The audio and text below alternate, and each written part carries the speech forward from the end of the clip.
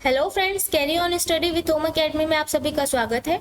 आज है 12 जून 2023 और आज इस वीडियो में हम बात कर रहे हैं 11 जून और 12 जून के क्रम पर छत्तीसगढ़ राष्ट्रीय और अंतर्राष्ट्रीय के महत्वपूर्ण करंट अफेयर्स के बारे में। और ये सभी करंट अफेयर्स आपके आने वाले सभी एग्जाम जैसे कि हॉस्टल वार्डन, श्रम विभाग और पीएससी, व्यापम या किसी भी कॉम्पिटिटिव एग्जाम के लिए बहुत ही इंपॉर्टेंट हो सकते हैं। तो अगर आप कॉम्पिटिटिव एग्जाम की तैयारी कर रहे हैं, प्रतियोगी परीक्षाओं की तैयारी कर रहे हैं, तो अनिवार्य रूप से यह वीडियो को जरूर देखिएगा और वीडियो पसंद आए तो लाइक और शेयर कर दीजिएगा। और चैनल को अगर आपने सब्सक्राइब नहीं किया है तो चैनल को सबसे पहले सब्सक्राइब कर लीजिएगा, जिससे हमारे सभी वीडियो आपको आसानी से अवेलेबल हो सके। तो चलिए स्टार्ट करते हैं। वीडियो को पूरा देखिएगा क्योंकि हर जो क्वेश्चन है वीडियो के ये बहुत ही इंपॉर्टेंट है। इन सभी टॉपिक्स पर बनकर तैयार किए गए हैं और बहुत ही इसके जो क्वेश्चंस है और इनके जो फैक्ट्स है बहुत ही इंपॉर्टेंट है आपके परीक्षाओं के लिए। किसी भी फैक्ट से भी क्वेश्चन बनाए जा सकते हैं, तो पूरा फैक्ट को भी अच्छे से पढ़िएगा, ठीक है।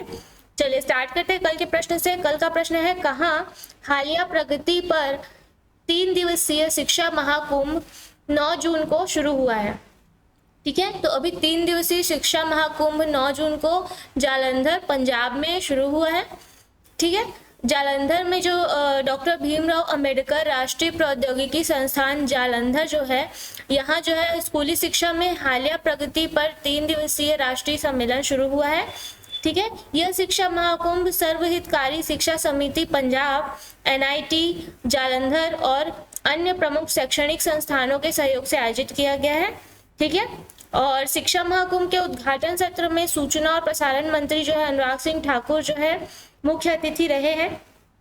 और याद रखिएगा, शिक्षा महाकुंभ में आईआईटी, एआईआईएम, आईआईएम, आईआईएस, एसईआर और एनआईटी सहित देश के प्रमुख संस्थानों के प्रतिनिधि जो हैं वो शामिल हुए थे। तो याद रखिएगा कि शिक्षा महाकुंभ जालंधर में डॉक्टर भीमराव अंबेडकर राष्ट्रीय प्रौद्योगिकी संस्थान जालंधर में शुरू हुआ है 3 दिवसीय 9 जून को। चलिए अगला प्रश्न देखते हैं। खेलो इंडिया जनजाति खेल राष्ट्रीय प्रतियोगिता में राज्य के कुबेर सिंह को कौन सा पदक प्राप्त हुआ है? तो राज्य जो कुबेर सिंह है इन्हें रजत पदक प्राप्त हुआ है खेलो इंडिया जनजाति खेल राष्ट्रीय प्रतियोगिता में। विस्तार पर बात करते हैं। प्रथम इंडिया खेलो जनजाति खेल राष्ट्रीय प्रतियोगिता भुवनेश्वर में खिलाड़ियों को विभिन्न स्पर्धाओं में पदक मिले हैं। ठीक है, बिलासपुर के कुबेर सिंह को 30 मीटर में सिल्वर और ओवरऑल चैंपियनशिप में दूसरा पोजीशन मिला है। और बिलासपुर के एथलेटिक खिलाड़ी तनिका टेटा ने 100 मीटर विमेंस स्पर्धा में रजत पदक जीता है। ठीक है, अगला प्रश्न है, हाल ही में किस आईआईटी ने डीजल में एथेनॉल मिलाकर डीजल इंजन चलाने में कामयाबी हासिल की है? तो ये है आईआईटी भिलाई। ठीक है, विस्तार पर बात करते हैं। देश में पहली बार आईआईटी भिलाई ने डीजल में 50% इथेनॉल मिलाकर डीजल इंजन अच्छी तरह से चलाने में कामयाबी पाई है। इथेनॉल एक तरह का अल्कोहल है जिसमें ऑक्सीजन होता है जो ईंधन के पूर्ण दहन में सहायक होता है। ठीक है, इससे प्रदूषण जो है कम होता है। इसे पेट्रोल में मिलाकर गाड़ियों में फ्यूल की तरह इस्तेमाल किया जाता है और इससे प्रदूषण भी आधा हुआ है और ईंधन की खपत जो है 50% तक घट सकती है और घटी है, मतलब इसका प्रयोग जो है सफल रहा है। अगला प्रश्न है, राष्ट्रीय खेल प्रतियोगिता में ताइक्वांडो खेल में मेडल प्राप्त करने वाले रायगढ़ के कितने खिलाड़ी सम्मानित हुए हैं? तो रायगढ़ के जो है 20 खिलाड़ी सम्मानित हुए हैं ताइक्वांडो खेल में।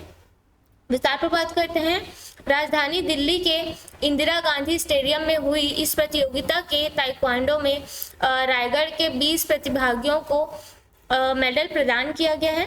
प्रतियोगिता में भारत के 200 से अधिक जिलों और 11 राज्यों के 20,000 खिलाड़ियों ने 6 खेलों में 960 प्रशिक्षकों की टीम से भाग लिया था, जिसमें छत्तीसगढ़ से 160 और रायगढ़ से 40 प्रतिभागियों ने हिस्सा लिया है। ठीक है, अगला प्रश्न है, इस वर्ष राज्य सरकार ने कितने टन धान की खरीदी की है? तो 107.53 लाख टन की खरीदी की है। विस्तार पर बात करते हैं। छत्तीसगढ़ राज्य बनने के बाद अब तक धान खरीदी 23 गुना बढ़ी है। साल 2000 में पहली बार सरकार ने समर्थन मूल्य पर 4.63 लाख टन धान खरीदा था। अब 2023 है तो 2023 साल में 23 गुना जो है धान खरीदी बढ़ी है। केंद्र सरकार ने धान के समर्थन मूल्य 143 रुपये प्रति क्विंटल की वृद्धि की है। साथ ही राज्य सरकार ने प्रति एकड़ धान 20 क्विंटल और 2800 रुपये प्रति क्विंटल के दर से धान खरीदी करी है। ठीक है, इस साल जो है 24.96 लाख किसानों ने पंजीयन कराया है, याद रखिएगा। अगला प्रश्न है, हाल ही में भारतीय नौसेना ने अपने किन INS का अरब सागर में सबसे बड़ा अभ्यास किया है? तो INS विक्रमादित्य और INS विक्रांत का अरब सागर में भारतीय नौसेना ने अभ्यास किया भी सफलतापूर्वक। विस्तार पर बात करते हैं। नौसेना का पिछले कुछ सालों में अब तक का यह सबसे बड़ा युद्धाभ्यास है। नेवी ने पहली बार अपने दोनों एयरक्राफ्ट कैरियर INS विक्रमादित्य और विक्रांत को एक साथ समुद्र में उतारा और सबमरीन की भी टेस्टिंग की गई है। ठीक है, अभी जो है आपका हिंद महासागर में चीन का जो बेदखली हो रहा है उसके लिए जो है ये सभी युद्धाभ्यास की टेस्टिंग की जा रही है, अभ्यास की देखे जा रहे हैं करके। इससे MiG-29 के सहित कुल 35 विमान भी उड़ाए गए तथा एयरक्राफ्ट कैरियर से लड़ाकू विमानों ने टेक ऑफ किया है। ठीक है, अगला प्रश्न है, हाल ही में डायमंड लीग में टॉप 3 में आने वाले तीसरे भारतीय कौन बने हैं? तो ये है मुरली श्रीशंकर। विस्तार पर बात करते हैं। भारतीय लॉन्ग जंपर मुरली श्रीशंकर ने पेरिस डायमंड लीग में 8.009 मीटर की जंप कर तीसरा स्थान प्राप्त किया है। ऐसा करने वाले वे तीसरे भारतीय बने हैं। उनसे पहले जो है Olympic champion javelin thrower Neeraj Chopra ने और उनसे भी पूर्व डिस्कस थ्रोअर विकास गोड़ा ने यह स्थान हासिल किया था। अगला प्रश्न है, किस मंत्रालय द्वारा वरिष्ठ नागरिकों के लिए सेक्रेड पोर्टल लॉन्च किया है? सेक्रेड पोर्टल लॉन्च किया गया है सामाजिक न्याय और अधिकारिता मंत्रालय द्वारा। ठीक है, विस्तार पर बात करते हैं। मंत्रालय ने सामाजिक न्याय और अधिकारिता मंत्रालय ने वरिष्ठ नागरिकों के कल्याण के लिए कई योजनाएं लागू की है। सिल्वर इकोनॉमी को बढ़ावा देने के हिस्से के रूप में senior care ageing growth engine, या इसका शॉर्ट फॉर्म है सेज। ठीक है, ये पोर्टल है, सेज पोर्टल है। सेज नामक पोर्टल पर एक खुला आमंत्रण दिया गया। योजना के तहत अधिकतम 49% इक्विटी भागीदारी के रूप में 1 करोड़ रुपए तक की वित्तीय सहायता प्रदान की जाती है। यह पोर्टल वरिष्ठ नागरिकों को कुछ पदों के लिए निजी उद्यमों से जुड़ने के लिए जो है मंच प्रदान करता है। और याद रखिएगा, सेक्रेड पोर्टल जो है 1 अक्टूबर 2021 को लॉन्च किया गया था। अगला प्रश्न है, हाल ही में डिजिटल भुगतान रैंकिंग में दुनिया में भारत का स्थान कौन सा है? तो ये है जो दुनिया में भारत जो है टॉप पर है डिजिटल भुगतान रैंकिंग में। विस्तार पर बात करते हैं। वैश्विक स्तर पर सरकार द्वारा जारी डेटा के अनुसार देश में 8.95 करोड़ डिजिटल लेन देन हुए हैं। भारत के बाद ब्राजील, चीन और दक्षिण कोरिया ने सबसे ज़्यादा डिजिटल लेन देन किया है। 2022 में रियल टाइम भुगतानों में भारत का 46% हिस्सा रहा है।